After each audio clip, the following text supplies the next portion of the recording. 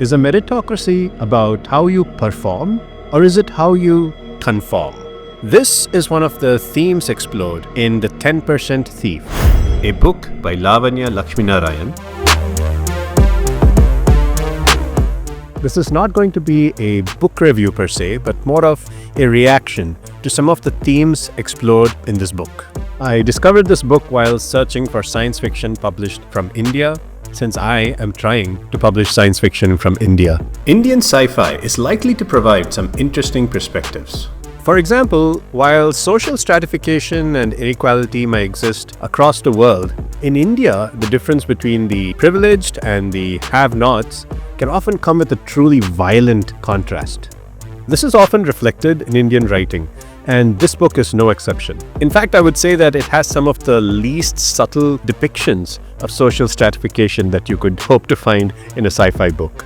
In the society shown in this book, people are literally placed upon a bell curve. And who places them on this curve? A privately owned city-state called Apex City, run by a company called the Bell Corporation. Your life in Apex City is determined by which part of the bell curve you fit into.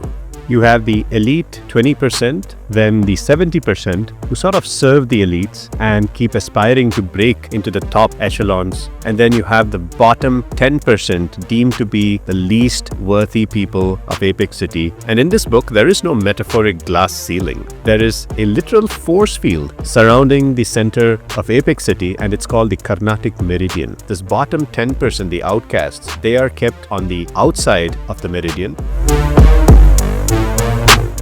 So while social stratification is central to the book's story, let's talk a little bit about some of the themes that this book gets into. The first is the idea of meritocracy itself. Now, I said earlier that this book tends not to try and be subtle, but this is the one exception to the rule.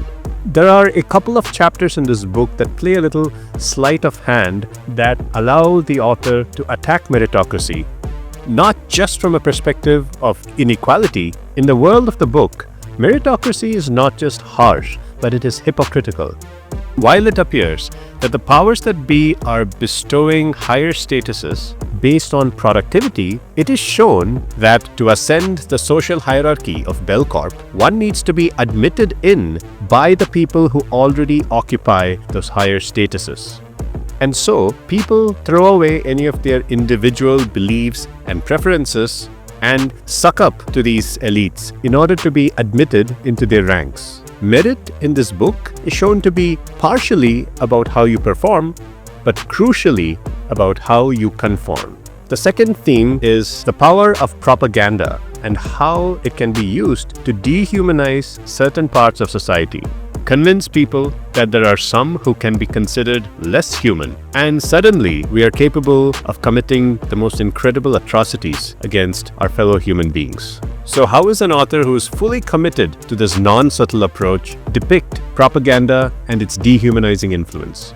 In this story, children from the elite classes are taken on study tours where they go in trains that run above the housing of the bottom 10%.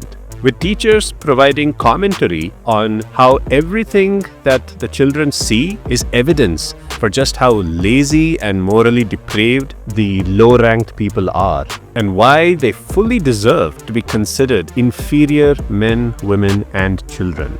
This is just one facet of the ubiquitous propaganda in which the people of Apex City are fully immersed. And of course, this is why it makes it easy for these people to treat the bottom 10% like livestock rather than fellow human beings. If a person falls really low on the bell curve, then they could be harvested, which in his book means that their lives will be ended and their organs taken for medical purposes.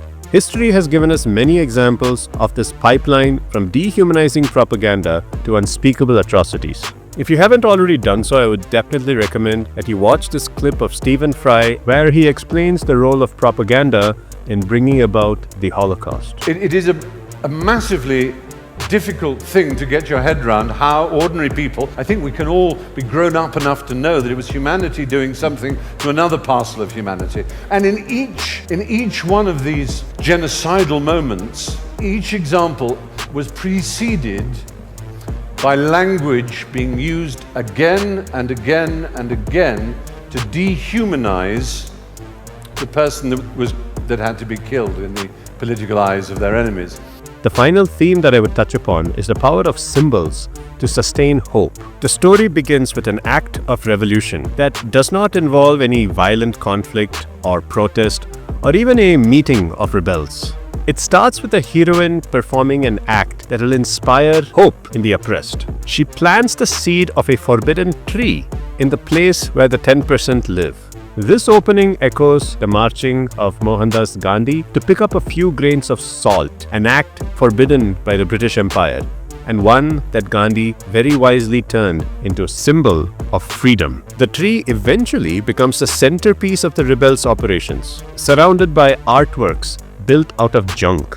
To the elites of this book, this centerpiece would have looked like tasteless decorations by unsophisticated people.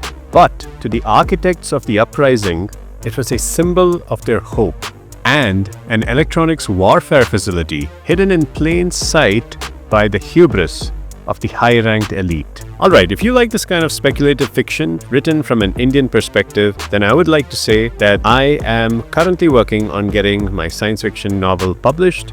Subscribe to this channel to follow my quest to becoming a published author.